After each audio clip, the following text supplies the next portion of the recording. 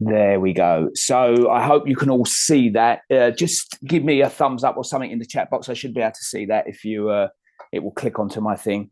But hopefully you can see the title screen there, Metaphysical Principles to Help You Thrive or Win or Succeed in 2023 and beyond. I should have put there really, because this isn't just about next year. This is about really embodying these principles and moving on in your life with them and using them as you grow and as you improve.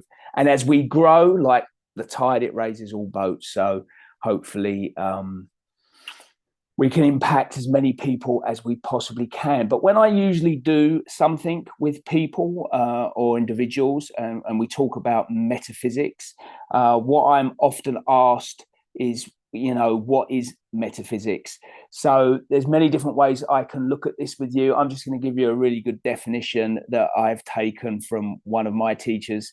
Metaphysics is a branch of philosophy that studies the ultimate nature of existence, reality, and experience without being bound to any one theological doctrine or dogma. So it's philosophy rather than religion, although it does look at religious scripture. It tries to take the underlying meaning of what's being said rather than the literal meaning.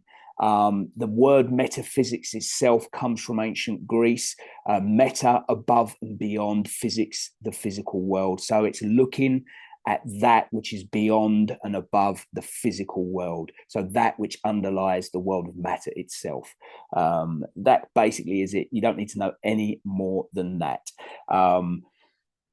As we move forward, we're going to ask ourselves, what can these metaphysical principles do for us? So what is it that if we adopt this way of being, this way of living, this way of embodying, and I'm choosing my words very, very carefully here, because what most people do with this stuff is it sounds very lovely and it's quite nice to read about. It's quite nice to consider. But in actuality, to put into being, to take action, to live these principles, to embody them, is a whole new step, a whole new thing indeed. And that's where people get caught out. So I can't emphasize enough to you that it's more than just knowing about this. It's very important that you do, but also you have to act on it and you have to utilize it. You have to really become these principles. So some of the things that metaphysics and metaphysical principles will do for us are, it will make your thinking more flexible and adaptable to daily circumstances, right? You'll be looking at things in a new way. Because you embody new principles, because you align in a slightly different way, what will happen is that your thinking will change. Your level of awareness will change. Your level of consciousness will change, right? So that's what it will do there. It will create more optimism about yourself and your life. Being more optimistic isn't a bad trait to have, especially when you see what's going on in the world. Jesus very famously once said, "I am in this world, but not of it." And that's a very moot point, a very good point to consider, because being in this world doesn't mean you have to be affected by what's going on. You can choose your own environment. You can choose your own economy. You can choose your own health. You can choose your own thoughts. You can choose your own belief systems. You do not have to align with what's going on out there. And you can choose to be more optimistic about things. And this is really important, as you'll find out as we go along. You'll also be able to respond with a more positive attitude to daily happenings. Look, life's going to happen, right? It's going to get in the way. Good things will happen to bad people. Bad things will happen to good people. The life ebbs and flows.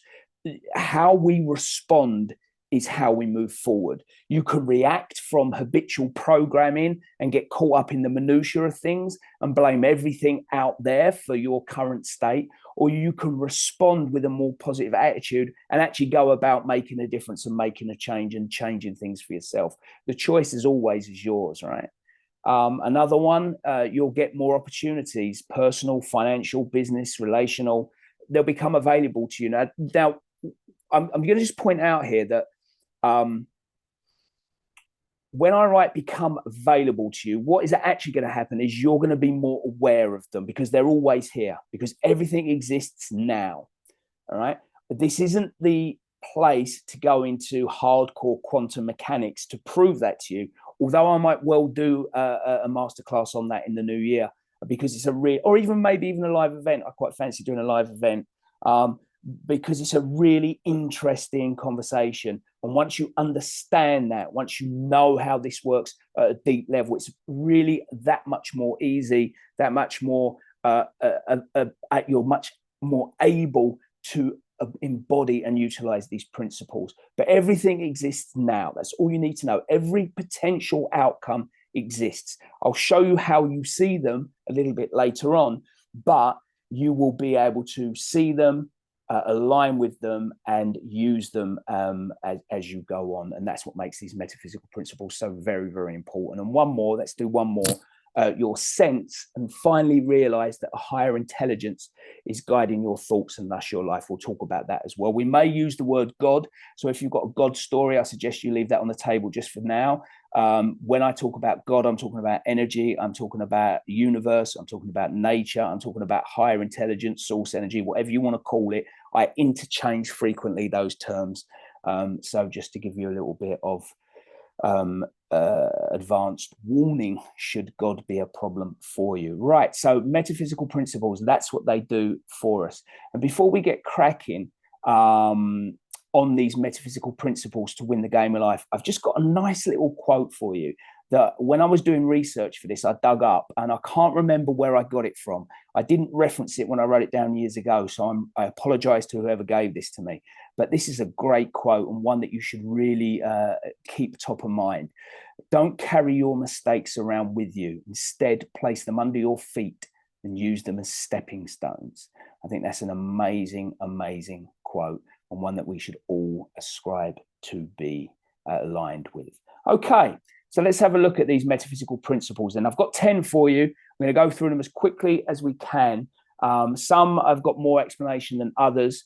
And if, as I say, if you've got any questions on any of them, feel free to store it up until after when we'll go through them. So number one, believe that the God power of your mind is greater than any obstacle before you. Now, if you watch my Sunday sermons, you'll immediately, probably, possibly, recall that I did this a couple of weeks ago. So I went into a bit of detail about this particular principle. And I said then that if these principles were in order, and they're not, they're all equally as important. Let me put it another way. If you were to take one or two of these, possibly the first two would be the ones I would take, simply because they may indeed have the biggest impact for you overall.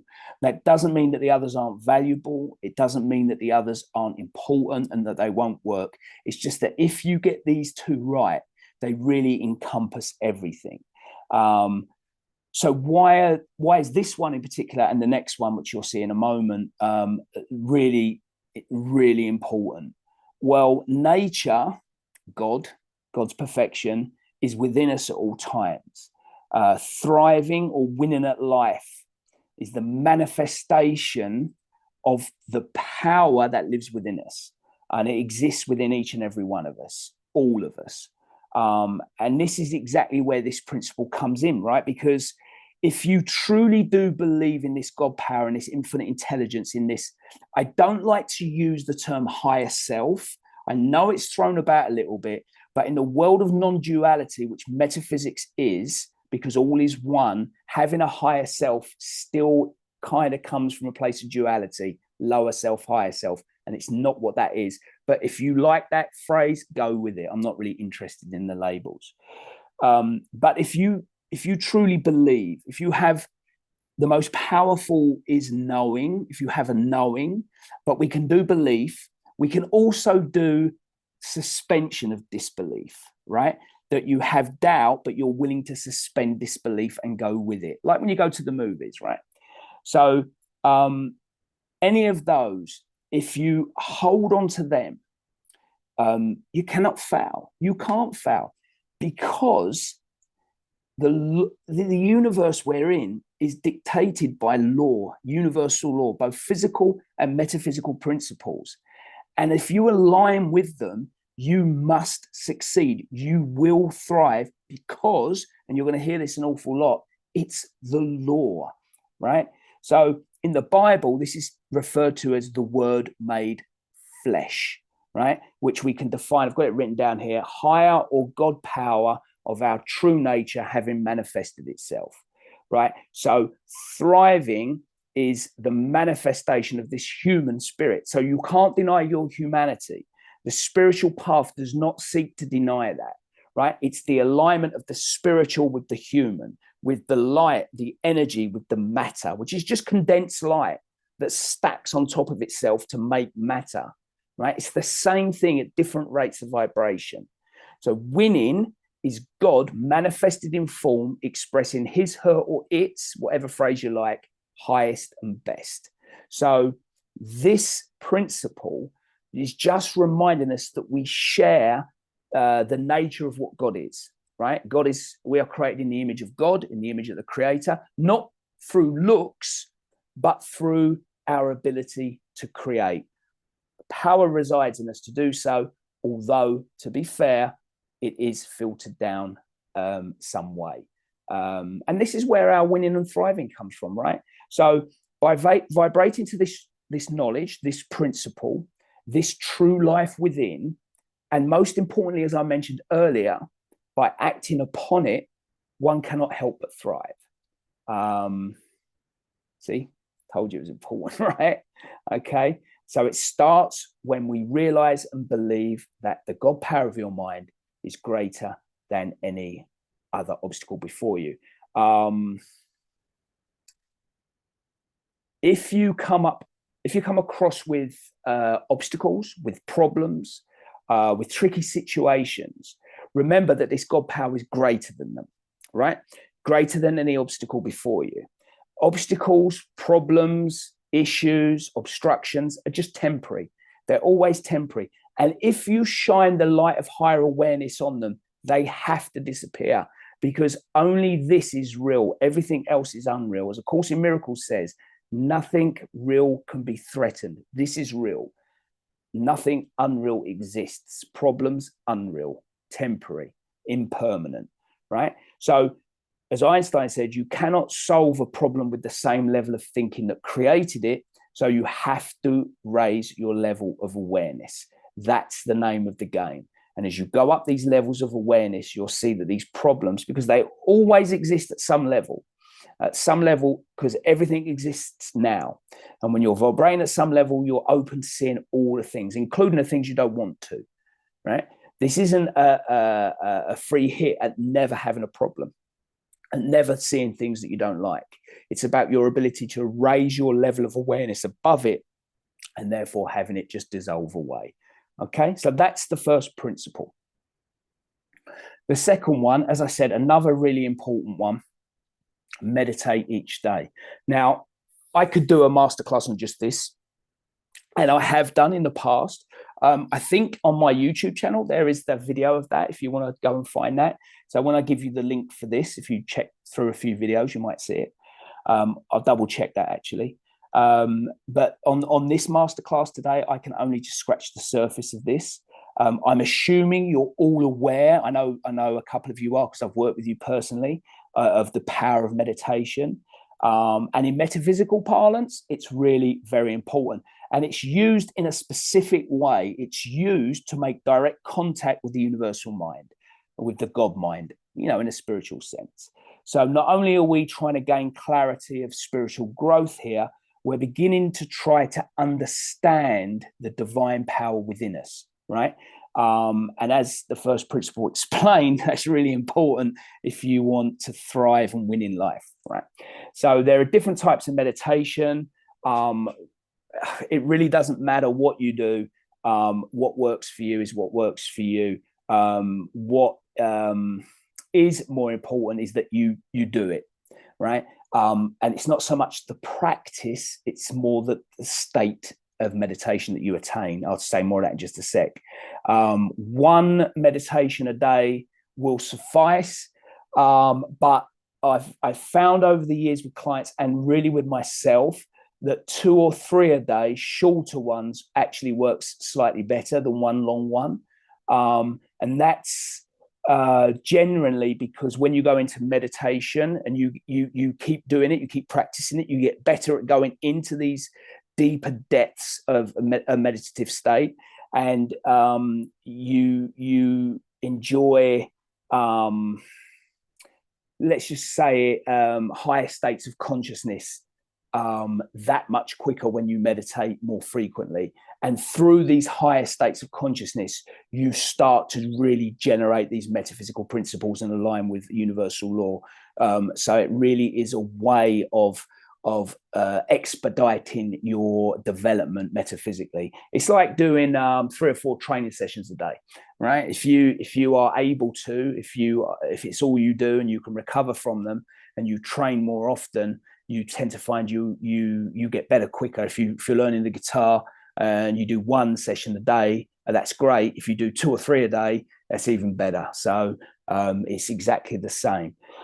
One thing to bear in mind, meditation isn't something you do. If you're trying to do meditation, you're doing it wrong. It's more likely something you cease to do, right? Everything, right, apart from the knowing of our own being, that who we truly are, requires some form of activity, right? So if you think, if you feel, if you act, if you perceive, if you breathe, if you eat, you are doing something, right? And meditation is effortless, right? Being aware of your awareness which is your true state, takes no action because it's who you are. You just have to shut down everything else and stop trying. It's called the pathless path in spiritual terms. And there was a sage a Vedic sage called Ashtavakra, who said, for the sage, blinking is too much trouble. And this was exactly what he was talking about. So if you have to try to meditate, you're really not meditating. Just sit, be quiet, go within and breathe and see where you go with that. It really is that simple. Don't overcomplicate it. Don't try and stop your thoughts. Just be, okay? They will stop when they're ready to stop. Okay. So if we move on to number 3, program your mind each day with success ideas. Now, this principle sounds really easy. I can think of that. I can think of successful ideas. But don't let that fool you. Most people will struggle to do this because those subconscious beliefs are really powerful. And negativity is quite powerful also, especially when there's a whole community being negative. So it's really important that you get a deep understanding of this principle. And I generally spend an awful lot of time on this with clients and in events. But obviously, being mindful of the time we've got tonight, I can't spend too much time here. So I'm going to give you the Cliff Notes version of how we program our mind, right? So bear in mind, we're dealing with the conscious and the subconscious minds. Now, the conscious mind is our intellectual mind, right? Our thinking mind. It processes all our sensory information, what we hear, see, taste, smell, and touch, all goes into our conscious mind, which can handle about 2,000 bits of information per second. So it's quite powerful. In this thinking mind, we have the ability to accept or reject something. We can decide if it's true or not. We can originate ideas. We can formulate new ideas about old things. And it's the home of our higher mental faculties, our will, our perception, our memory, our intuition, our reason, and our imagination, which is really very important. Because it's that imagination that we want to utilize each and every day to help us program our mind with success ideas. And it's the subconscious mind that we actually program, right? Now, unlike the conscious mind, which handles about 2,000 bits of information per second, the subconscious handles more like 400 million bits. 400 billion bits of information per second. Sorry, my mistake. It's hugely more powerful, hugely more infinite. In fact, no one knows how powerful it is. No one knows what it actually is, to be fair, or what it can do. But we do know that it's not a thinking mind. We know it works in emotion, in feeling, right? That's how it speaks. As an aside, this is why the ancients believed that the heart was the subconscious mind. As a man thinketh in his heart of hearts, so is he, was the original scripture. Actually, if you want to have a look at some really good research about the heart, especially in the way that it works from a thinking perspective, a feeling perspective, check out some of the research at the Heart Math Institute. They're showing that there may be some truth in that actually this is the seat of the soul, the seat of the subconscious. So the subconscious is completely amoral. That means it just accepts anything that's programmed into it. How do you program something into it? You repeat it, you give it feeling. So something that you're continually thinking about, something that you're continually emotional about, will get planted into your subconscious. And I use the word planted because it very much is like fertile soil. When you plant a rose in the soil, when you plant tomato in the soil, or when you plant something like deadly nightshade, it will grow equally. The soil doesn't care. Its job is to bring those seeds to fruition. Your subconscious mind's job is to bring your thought seeds into fruition, into your experience every day, right? So you've got to understand that the universe speaks the language of energy. It doesn't care what you say, but it's going to listen to your vibrational state, right? And that vibrational set is set by your subconscious programming, right? So your belief system that is in there from a very young age is more powerful than what you're thinking currently. And if you want to change it, you have to really, awareness is the key to everything. You want to know what you're thinking? Most of the time, look at the results in your life, right? If you don't like them, you're going to have to change them. You're going to have to do some work to change them. You're going to have to think different thoughts. You're going to have to believe in different things. You're going to have to be emotional about different things. And you're going to have to act in different ways, right? We're going to talk about cause and effect a little later on, right? Now, there's two incredible times that you can do this planting. I'm doing air quotes, you can't see it. Just before you go to sleep and as soon as you wake up. Just before you go to sleep and just as you wake up, you are actually in what neuroscience calls a hypnagogic state, which means that your conscious mind is shut down and you have direct access into your subconscious. Also, after meditation is another good time.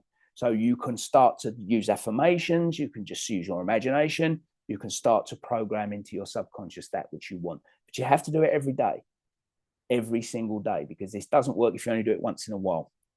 Like going to a gym, it's exactly the same. Okay, so that's number 3. Number 4, don't allow yourself to become sidetracked. Now, what's this doing in metaphysical principles? Well,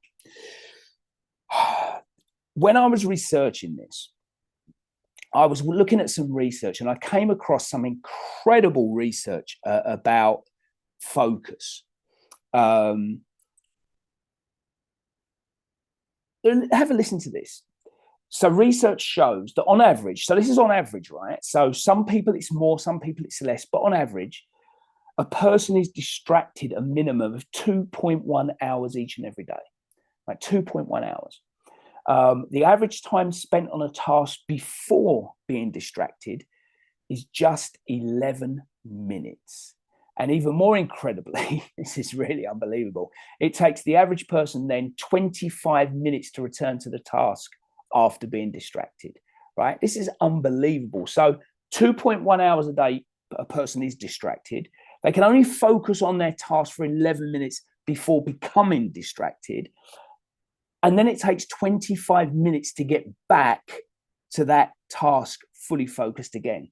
No matter, people are just average these days. And I mean, no disrespect, right? I make no judgment, but the level of service that most people give is average at best because they are too happy to be distracted, right? And there are so many ways that you can be these days, so many ways, right? So there's a huge opportunity here for people, right? A huge opportunity. If you are able to stay focused for longer, you will get more done. If you get more done, you will up level your skill set. You up level your skill set, you become more valuable. There's a law of the universe called the law of compensation. And it decrees that you earn money, a salary, income, in relation to three principles: the need for what you do, right? Now, if you're working in something, there's a need for it. The second one, how good you are, how good you are. And the third one, the difficulty there'll be in replacing you. Well, if you become the best at what you do, which is a lot easier than you think, because most people are distracted most of the time, you'll become invaluable. So that's what you focus on. And you do that by not allowing yourself to be sidetracked. To thrive, you have to excel.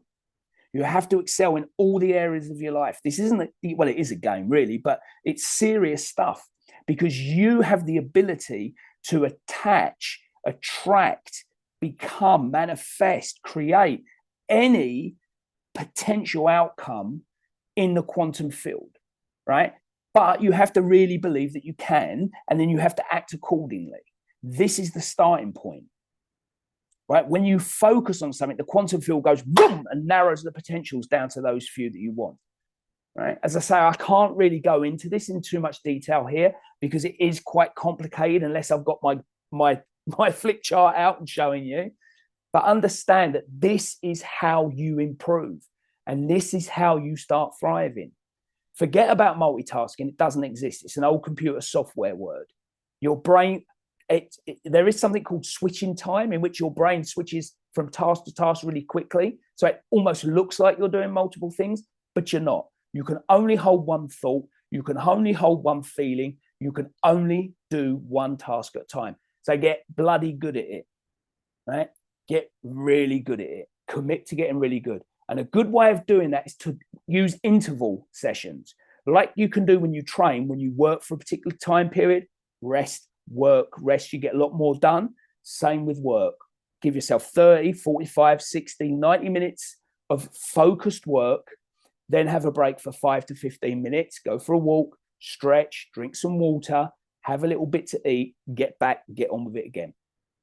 You'll get 3 or 4 of them a day. You'll get much more done than a person will do in a week. This is absolute gold dust if you haven't come across this before. So that's number 4. I hope you're getting value from this, guys, because I can't see you, so I'm just cracking on with this. Number 5, live each day as though you've already achieved your success. I know some of you have heard of metaphysical author Neville Goddard. If you haven't, he is someone worth checking out. He wrote under the pen name Neville, mostly. He once wrote, "Assume the feeling of your wish fulfilled." It's a great instruction, fabulous quote. The self-help industry, the personal development industry, the spiritual industry use it a lot. However, it's not quite the right quote. What Neville actually said was, assume the feeling of your wish fulfilled and watch the route your attention follows, right? So it's a 2-part instruction, not one. You get emotionally attached to the result you want, which amplifies your vibration, right? Which changes the vibration of your cells, which send out a magnetic force into the quantum field. You're going to find more out about that in a minute. And then you pay attention to what's going on around you, right? To the opportunities, the synchronicities, the people, all the things that show up, and you act appropriately. So to be fair, it's really a 3-part process, right? Align your thoughts, your feelings, and your actions. And when you do, you will receive what you desire, because it's law, right? There's also, I think it's in Mark chapter 11, verse 24, I think. I'm not really a biblical scholar so much, where it said, "Therefore I say unto you, whatsoever things ye desire, when you pray, believe that you'll receive them and you shall have them." So it's the same thing. He's saying exactly the same thing in a different way. So Neville and Jesus are saying that to effectively be in the emotion, the energy, the vibration, and have the belief first. This is really important, right? So why is that important? Well, there's a part of your brain called the reticular activating system. And this is the part that when you decide that you are interested in or desire something, it filters what from the subconscious awareness into your conscious awareness, right? So you start to see it where you wouldn't see it before. Now, you've probably done this many times. If you've ever bought, let's say you've bought a car, let's say you bought a red Tesla, right? Model X or whatever they are, and you haven't seen a red one ever before. So you decide to buy a red one. As soon as you put your deposit down, what do you see? Red Tesla Model X's everywhere. Where were they? You've never seen them before. Where have they come from? Well, they've always been there, but because it wasn't important to you, it just was out of your conscious awareness because you don't need to see it, right? You only see those things you're in alignment with, and as soon as you're in alignment with them, they become available, right? But they're always there. And this is what the RAS does. And this is why you have to live each day as though you already have achieved your success, because it's there. You just have to align with it and bring it into your experience. So see yourself in possession of that which you want and get busy. Take action. Always taking action towards what you want. All right. So we go on. Number 6. Don't limit yourself regarding where or from whom good can come to you. This is really important, right? Because we place a lot of emphasis on getting in this world, right? I want this, I want that, I deserve this, I deserve that.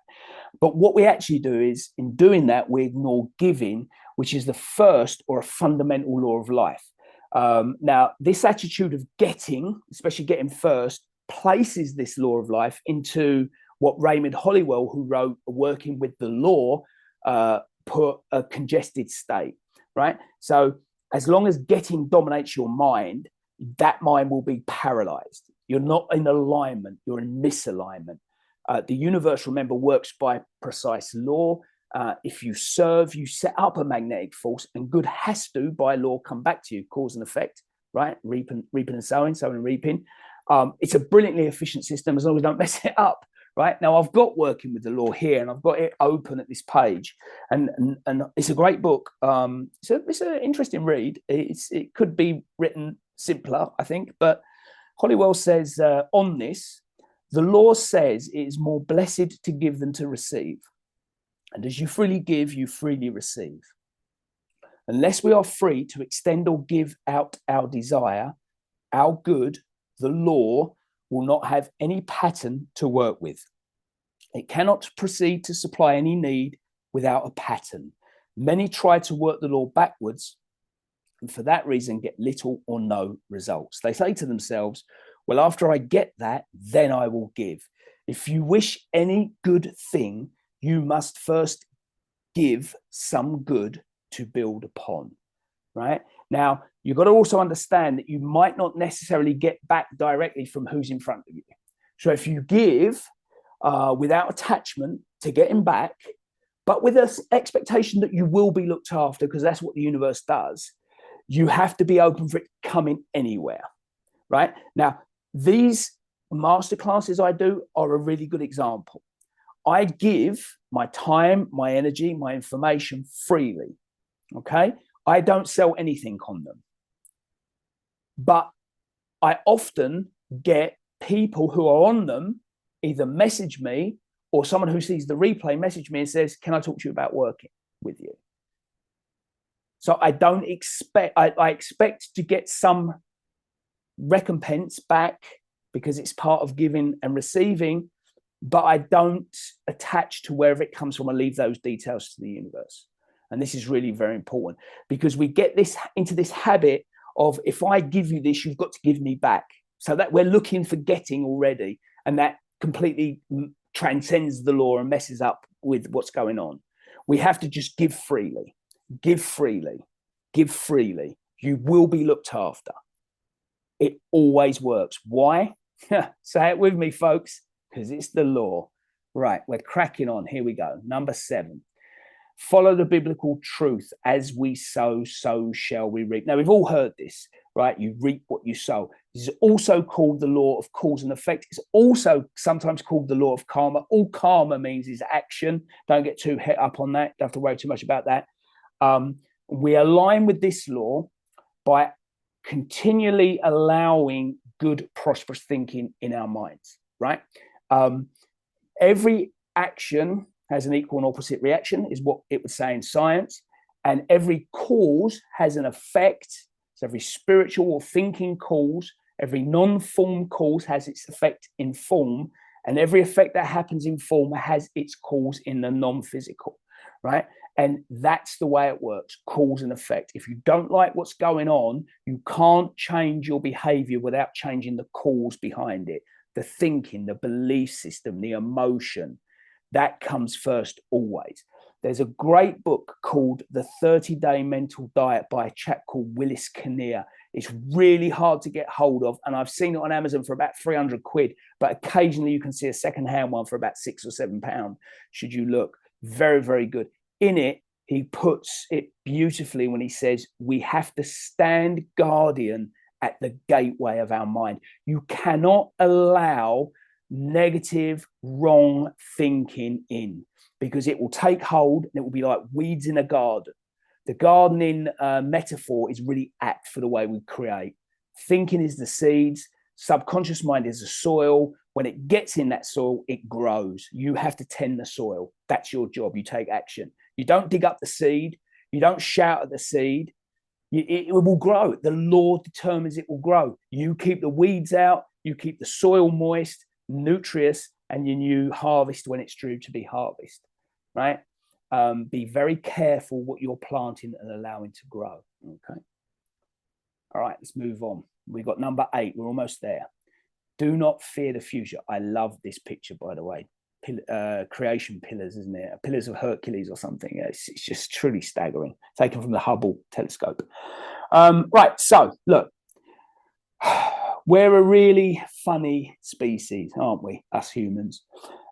We have this imagination, this incredible higher faculty. We can think of anything. We can future picture ourselves doing anything. We have unbelievable creative faculties.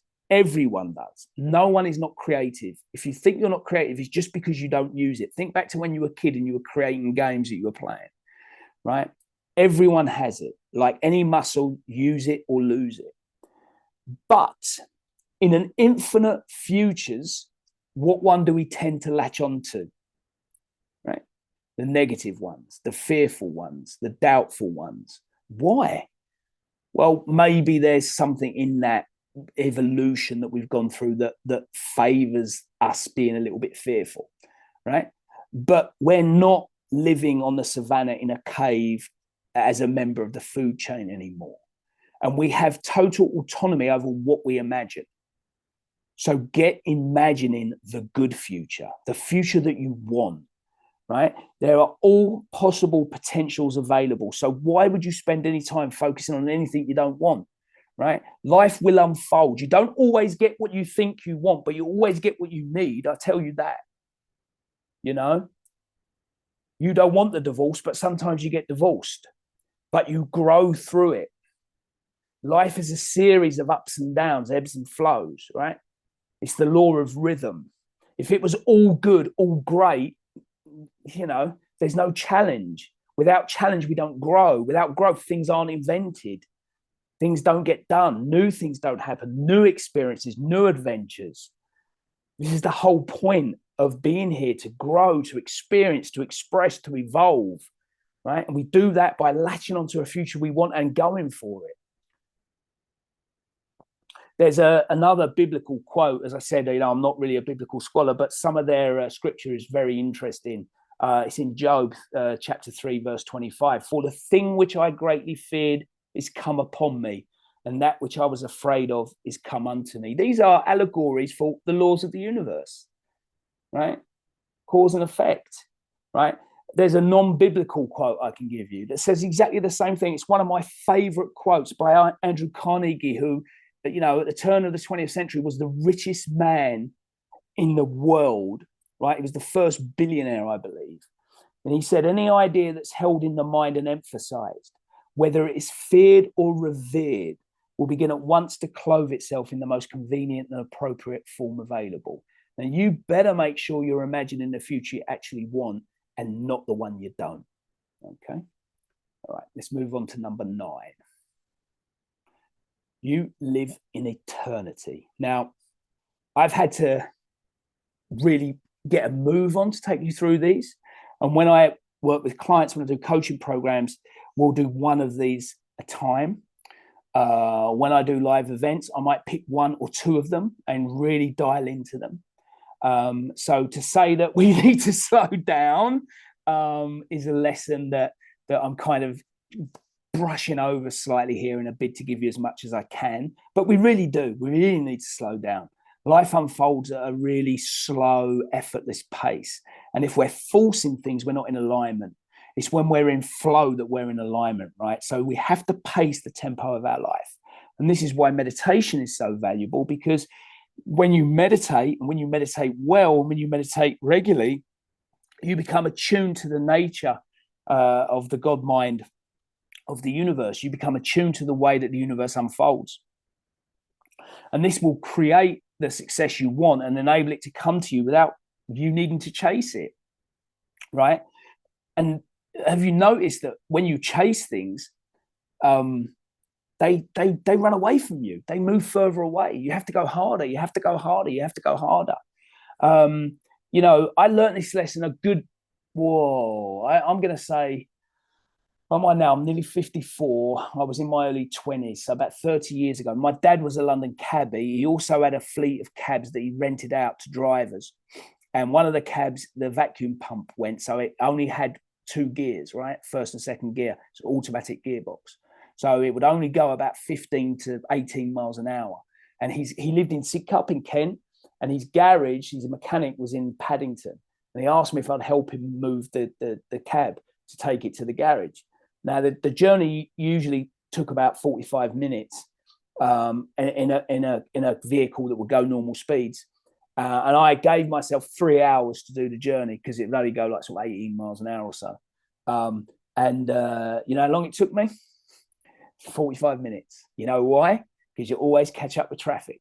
You always catch up with traffic lights. You always catch up at a roundabout. It didn't make a jot of difference. And I learned a very valuable lesson that when you just take your time and just go with the rhythm of things, everything unfolds in perfect time, right? This is also known as the law of detachment, I think, which is sometimes called the law of allowing, that decrees you just do your part, right? Where you are with what you've got right now. That's it. That's all you've got to do. So when I'm in a queue in the supermarket and I go up to the front and they say, I'm sorry, you've had to wait. So wait for what? It's perfect. I'm exactly where I need to be. I've just been able to slow down, quieten down, and just be. And it's just beautiful. So it's no stress whatsoever. And we all want, to live our life with less stress. Okay, so we're on our last one. So we're almost done, and then we'll come out the sharing and we can have a little chat. So the last principle, the Bible states the mystical truth is your Father's good pleasure to give you these things. I guess the big question here is, do you believe that? Do you really believe that? Do you believe that you deserve these things? Well, you should. You should believe it because it's true, because it's universal law. You have to act from a state of confidence in these things, right? These things are done. You can't think of these things. You can't imagine these things if they don't exist, right? Now, because we have to take action in the physical world, this world of 4 dimensions, length, width, breadth, and time, and we have to take action, we're governed by physical constraints. So, for instance, I may want to run a sub 2 hour marathon, but I ain't even running a marathon. Let me tell you, I'm a big guy. I don't like running. I do the odd sprint. I don't go further than 400 meters. I ain't running a marathon. So it doesn't really appeal to me. But there is the possibility of a sub 2 hour marathon now. It's been done once, but it was done on a track, not on a proper road race, and it was done with special shoes and it had pacemakers and so on, but it's been done. So these things exist, but it don't exist for me because I don't want them. I want other things, right? So we've all got our own thing. So act from this state of confidence that the things you want exist. You won't be able to desire them if they don't exist. Take that from me. Remain open to the form they will take, though. They may be slightly different from what you envisage, right? And that's fine. You know, in metaphysical circles, we say that everything's created for you according to your highest and best good. So the universe knows what you want because you are the universe, right? And it will never steer you wrong as long as you're aligned with law, right? Stay focused, stay on track, be patient, and appreciate that you might have to go through a little bit of sticky stuff in the beginning as you overwrite old programming, right? An old coach of mine put it brilliantly. Robin Sharma, you may know him. He said to me, Paul, change is difficult in the beginning, messy in the middle, and gorgeous at the end. And he was absolutely right. Nothing I've experienced myself and with others has proved that to be wrong. So always bear that in mind. Difficult in the beginning, takes the most energy, takes the most dedication, takes the most commitment. It gets a bit easier, but can be a bit messy in the middle. And just when you think you've got through it, something happens and throws you back. You keep going, you keep going, you keep going. And in the end, it just becomes gorgeous and beautiful and lovely. All right, so let's go over these one more time. Believe that the God power of your mind is greater than any obstacle before you. Meditate each day. Program your mind each day with success ideas. Don't allow yourself to become sidetracked. Live each day as though you've already achieved your success. Don't limit yourself regarding where or from whom good can come to you. Follow the biblical truth: as we sow, so shall we reap. Don't fear the future. You live in eternity. Slow down, baby. And the Bible states the mystical truth: it's your Father's good pleasure to give you these things. Right.